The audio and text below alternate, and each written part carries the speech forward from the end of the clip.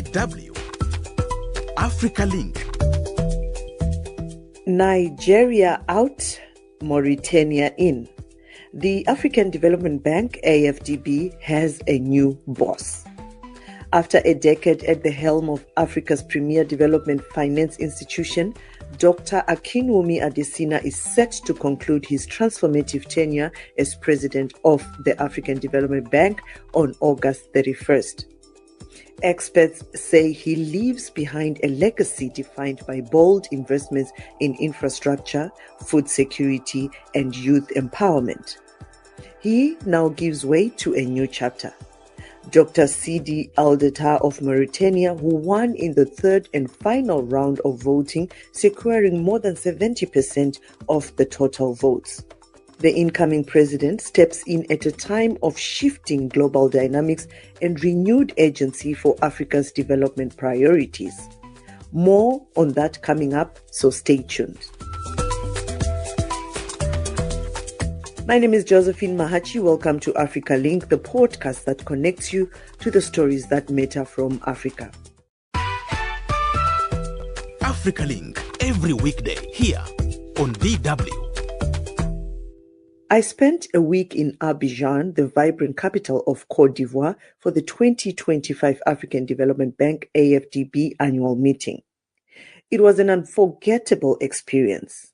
What made this edition especially iconic was the energy of over 6,000 delegates from across the globe. For me, it was a rare opportunity to witness firsthand how Africa's top development finance institution elects its new president. 5 high-profile candidates were in the running, with the election culminating on May 29, 2025. South Africa's candidate Swazi Chabalala championed an inclusive infrastructure agenda. Senegal's Amadou Hott made a compelling case for financial sovereignty. Representing SADC, Zambia's Dr. Samuel Maimbo focused on empowering SMEs and harmonizing regulatory frameworks. Chad's candidate Abbas Toli highlighted legislative reform and digital transformation.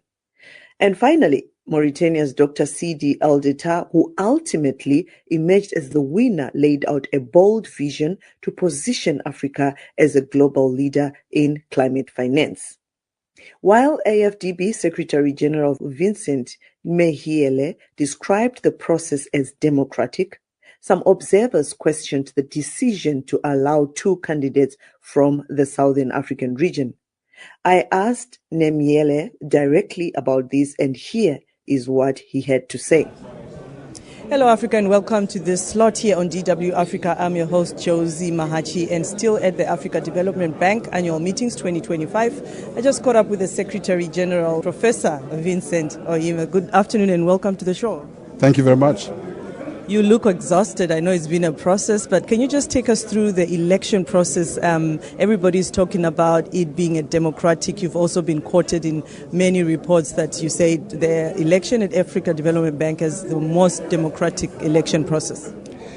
Look, being exhausted is an understatement.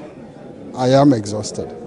But the process has been one where we needed to put on our hats to do the best job we knew how to do, to follow the process as established by the shareholders through the agreement establishing the bank and the rules of procedure for electing the president set up by the steering committee of the Board of Governors on the election of the president. The process is almost a year-long process. This process was started with a decision in the last annual meeting in Nairobi by the Board of Governors setting the timetable for this election, which was to publish, resulting in the sending out notification to member countries to nominate their candidates from the 1st of July last year. And that, if you like, announcement had a window of up to the 31st of January 2025 for those candidates to emerge. When eventually those candidates were submitted, candidature were submitted, the Board of Governors had to sit to vet through the committee responsible for the election of the president to vet the candidature, which they did in February. And when that was done, and established that these candidates qualify and met the requirements established by the instrument, they were published for the rest of the world to see. And when that was published, again, it meant that the campaign had started. And so when that happened, we got down to business of really working through to ensure that a date set for the election, which was today, the 29th of May 2025, is brought closer by working hard. And today here we are, and a president emerged. And you've worked with President Kinumi Adesina for 9 years. Can you just take us through his presidency, and what is that one thing you're going to miss him the most for? The president, one thing you will miss is the energy. I would miss the bow tie. Sometimes I wonder where the energy comes from, and the passion for issues around Africa. I'm sure a lot of people will miss that. Right. And just looking at also Dr. Tah's election, what it represents in terms of continuity or change in the bank's leadership styles and priorities, particularly following President Adesina's impactful tenure.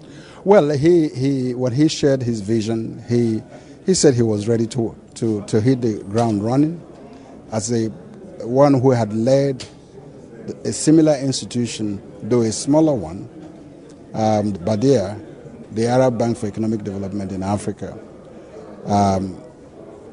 He sold a vision that member countries looked closely to, considered his personality, his experience, and he appears like somebody who is ready to take this bank to the next level. Of course, each person comes with their own style, with their own vision, and it is very much, when he made his statement today, he said, I am ready, let's go to work.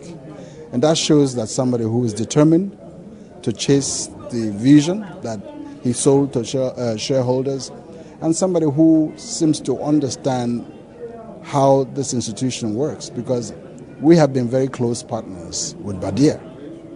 Even before now, as a bank, they are one of our top partners, particularly even one of the founding members of the Africa Investment Forum. So it's not a strange environment for him.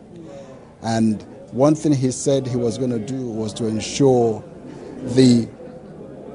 if you like, increasing the resources of the bank by attracting more investors into the African Development Bank. Hopefully, that vision will be pursued, and it seems he's determined to do so. Another question that a lot of SADC people, Southern Africans, are wondering is why did the bank allow 2 candidates from SADC, from Southern Africa? Because everybody feels like maybe the governors saw it as a family that is not united, and that could have affected the vote or the election. What is your opinion on that, and why was that allowed? I think we need to set the record straight. The bank has no control over who submits and how countries submit candidature. Countries submit candidatures, not regions. But some regions can agree to say, we will submit our candidature as a bloc and adopt someone. But of course, a region does not right to say we nominate this, but it's countries that do. And because countries are shareholders. So it may have been that SADC did what they did, or South Africa did what it did, because it has the right to do so. Whether or not it made for regional unity or not, it's not what the bank is bothered about. It's not. The bank cannot comment on why we advise them, why did they do it. No. The bank takes what it gets from each member country. And every member country is entitled to submit a candidature. Now, as we wrap up our discussion, any last words you have for Africa as the bank moves forward under a new leadership, and you as the Secretary General? The bank has been left in a very strong hands because the bank is made up of professionals. You have a leader, but that leader has a critical mass of people who keep the institution running. So the bank remains in a solid position. It still remains a AAA rated institution, the only AAA rated financial institution on the African continent. And the professionals are there to continue to do the work, and to assist the new president to maintain the same rating and to ensure that Africa is served using the professional skills that we all have. As for me as Secretary General, that I will not comment about. Thank you so much, Professor Vincent Oime, for your time. Pleasure. Thank you. Thank you. Thank you so much. AFDB Secretary General Vincent Nemiele. As you have just heard from the AFDB Secretary General Vincent Mehiele, the voting process is carried out by the bank's Board of Governors, a body comprising both regional and non-regional member states. I also had the opportunity to speak with South Africa's Finance Minister, Enoch Godongwana. So thank you so much, sir, for joining us here on DW Africa. Thank you very much for this interview.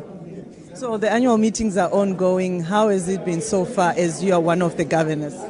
No, things are smooth here. We're going well, talking to each other, discussing some of the substantive issues, even with the contest for leadership of the organization. It's kind of,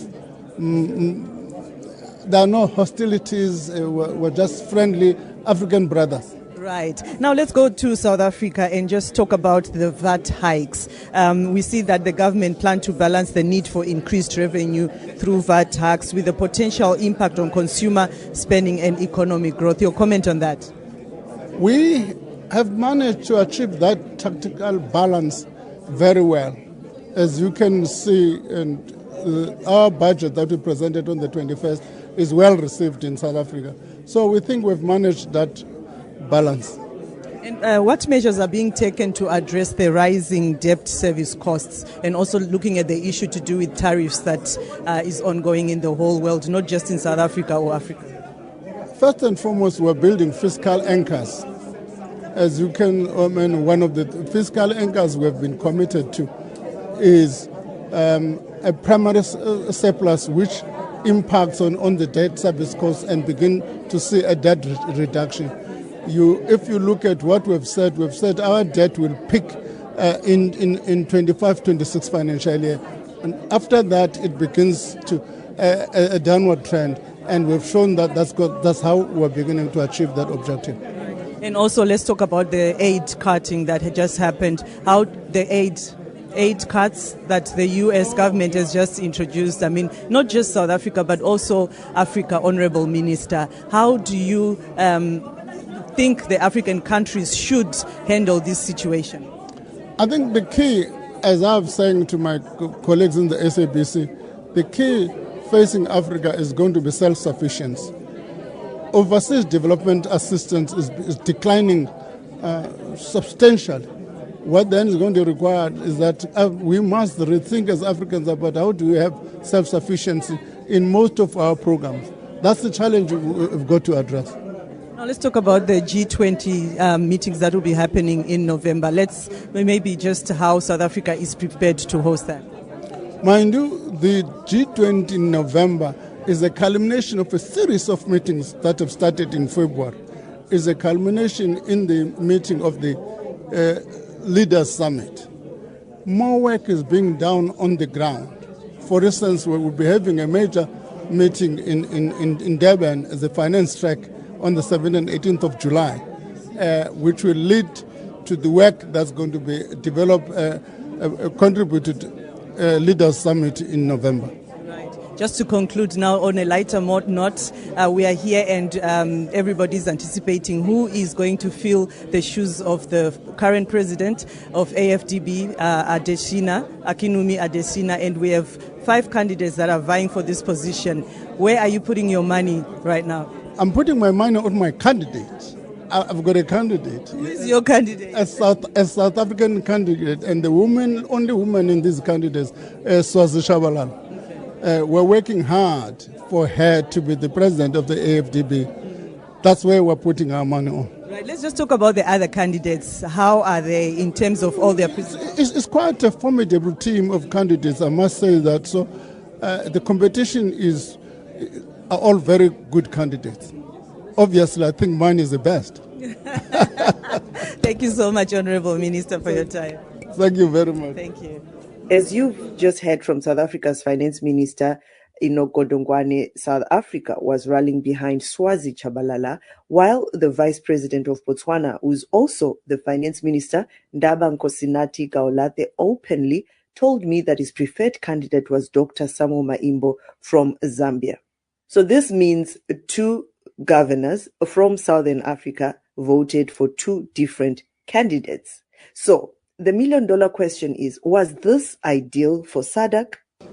Well, at a high level, I think it's important to re-emphasize that as Africa, we are all one family. And an overriding consideration should always be, let the best and brightest lead. That is the only way that we are going to build strong institutions. That's the only way we're going to build transformative institutions.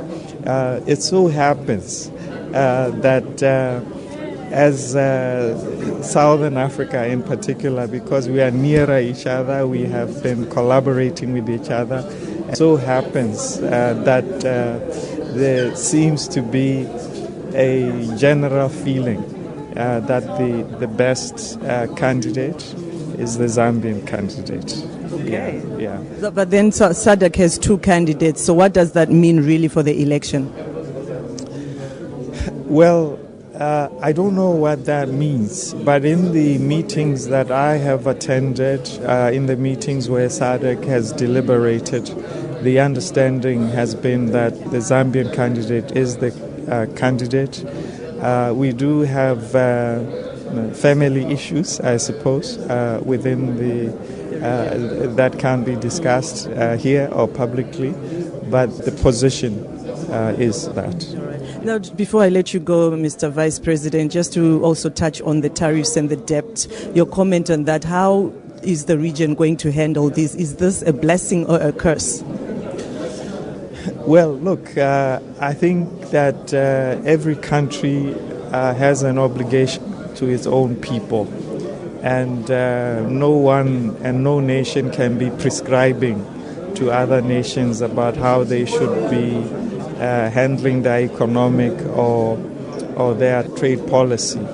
But our understanding, not just as SADC, but as modern nations, is that prosperity is best when nations collaborate and do things together. So I think I'll leave it at that. All right. Thank you so much, Mr. Vice President.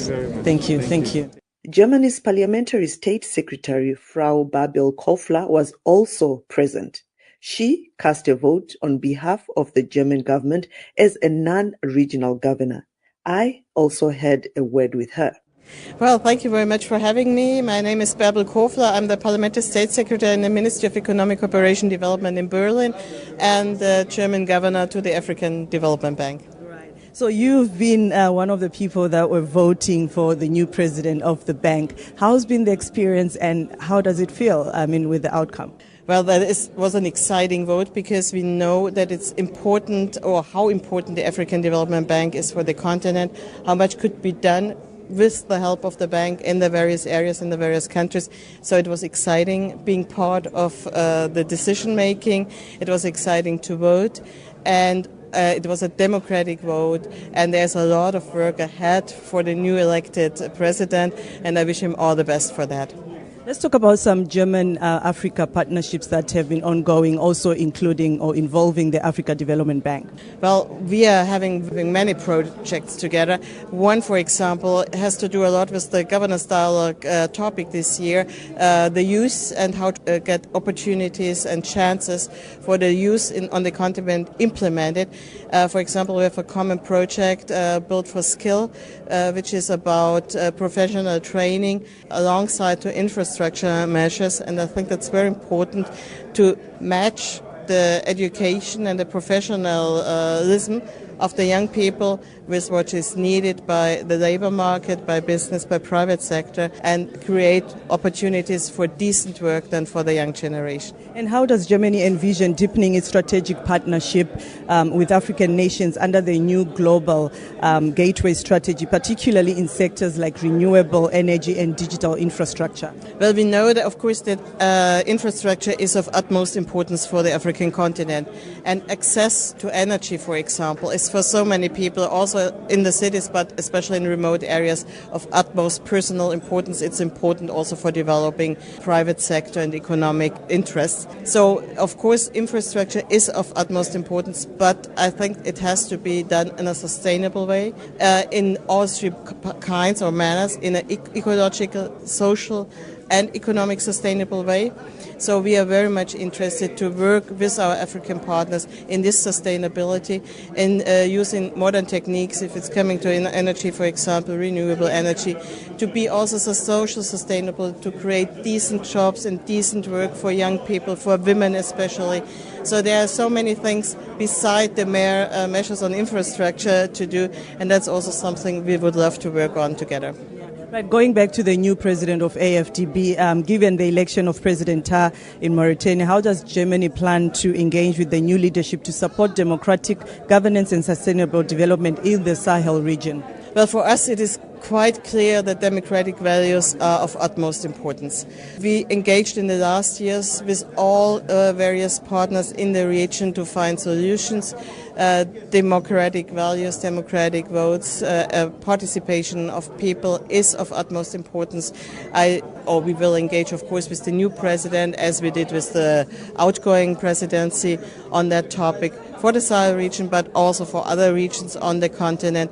Good governance, transparency is key to development, and that's why we engage with the bank on that topic. And we want to always to work on inclusive solution. That means young people, and especially women and young women, have to be part of the solution of any kind of problem we see on this planet, and we see, of course, also on the African continent. Frau Kofler, thank you so much for joining us on DW Africa. You're welcome. You're welcome. Germany's Parliamentary State Secretary, Frau Babel Kofler. As outgoing President Akinwumi Adesina delivered his final farewell speech, he closed his decade-long tenure on a deeply emotional note, leading delegates in a heartfelt rendition of Michael Jackson's